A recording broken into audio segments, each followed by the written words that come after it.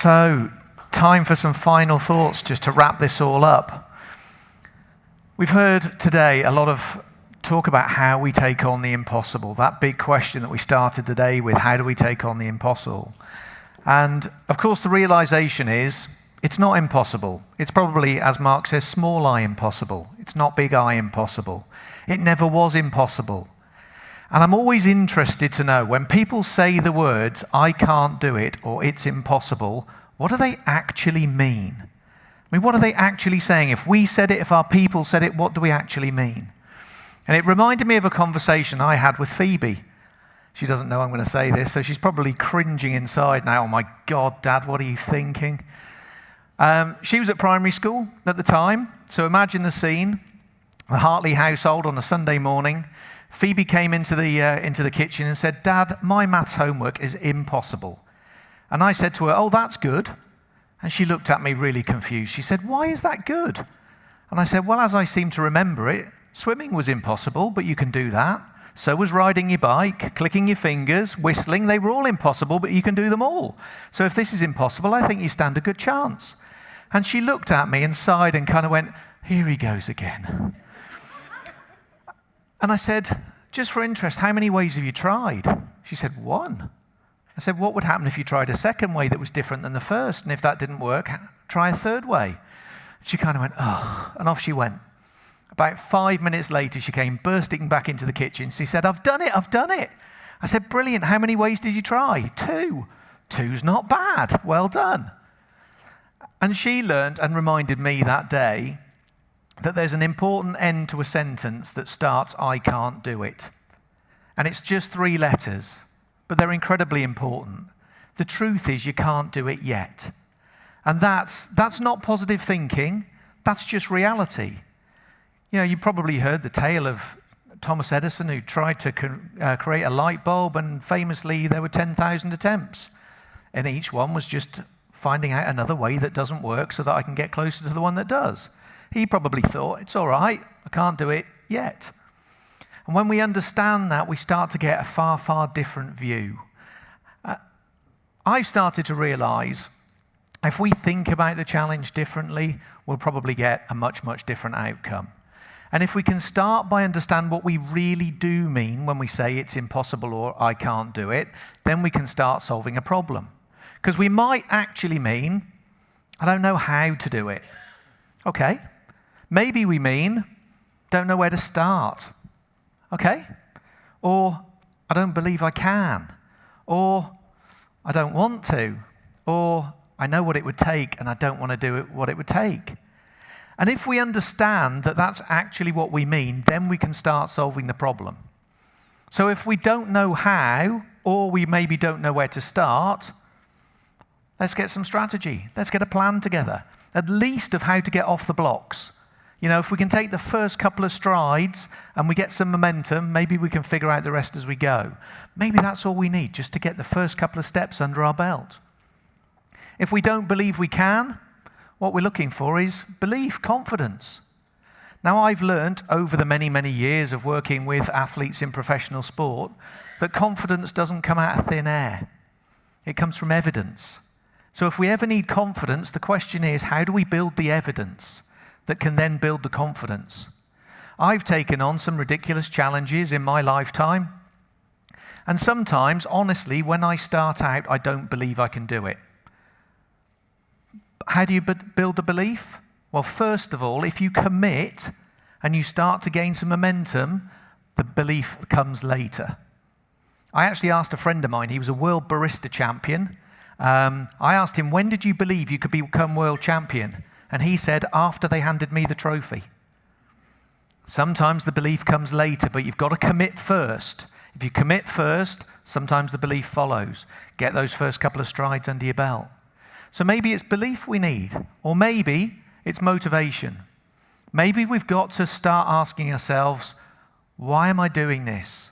How much do I want this?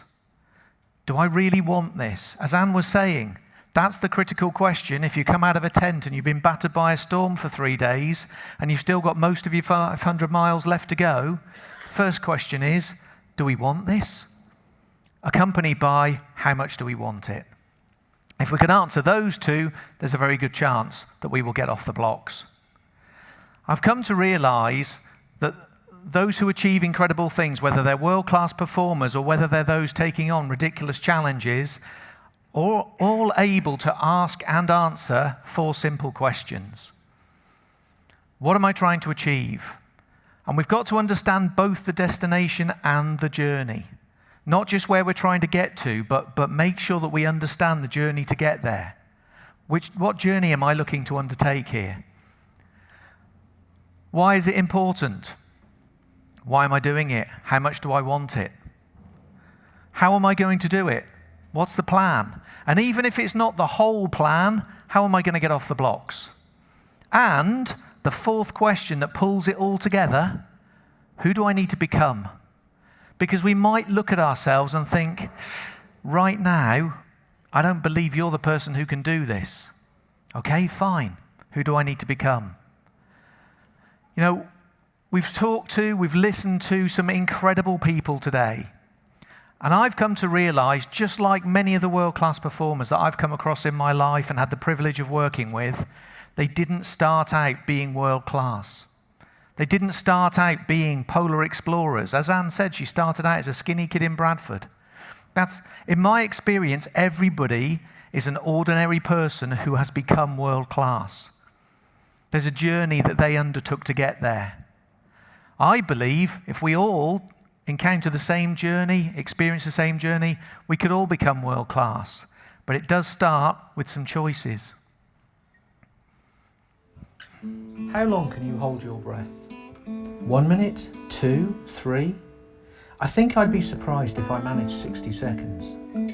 How long do you think a human could hold their breath? 5 minutes? 10 maybe?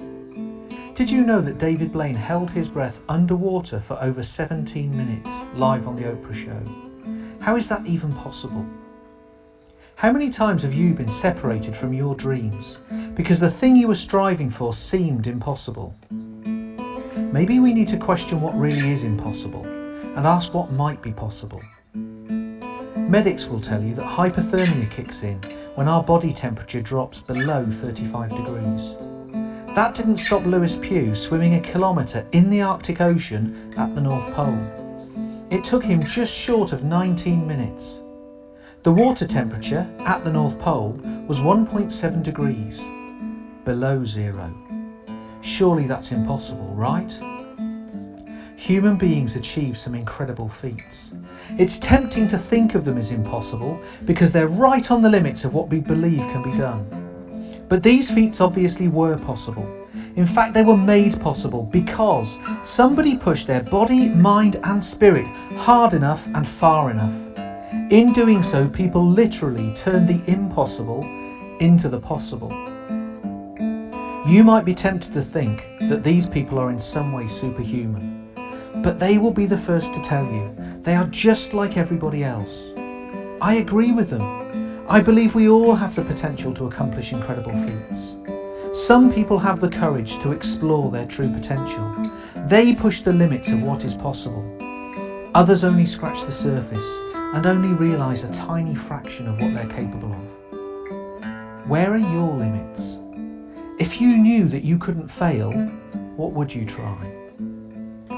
I know it sounds like a cliche, which you'll have heard 1,000 times before, but the only thing that will ever hold me back is me. And the same is true for you. I can see many more of the forks in the road now. There are so many occasions in life when we're presented with choices and decisions. Do we squash our ideas and our dreams because they seem ridiculous? Would the people around us laugh at us and tell us that we're stupid? That we ought to get real rather than having our heads stuck in the clouds? When we hit the challenges and have the doubts, do we conclude that we were never cut out for this in the first place and simply throw in the towel? Remember, giving up is not the result of failure, it is the cause. We are presented with these questions, choices and decisions on a moment-by-moment basis. Arguably, our whole life is the culmination of the choices that we make. In these moments, we have chosen who we are and written the story of our lives. The next page is blank.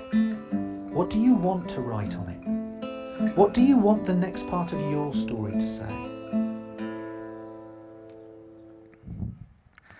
It's one of my big beliefs in life. The next page is blank. It's up to us what we write on it. Sometimes it might take some courage, but it's our page. We decide.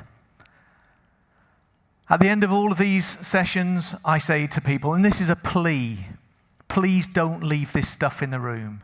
Please take it away. Please use it. If you've scribbled things on notepads, if you've had light bulb moments, if you've been sitting there thinking, okay, yeah, that really makes sense, that really resonates, don't leave it in the room. Please take it with you. Please squeeze every single drop of benefit you possibly can from it. I know that's what world-class people do, and if you did that, who knows what might be possible. On that note, ladies and gentlemen, I shall say thank you very much.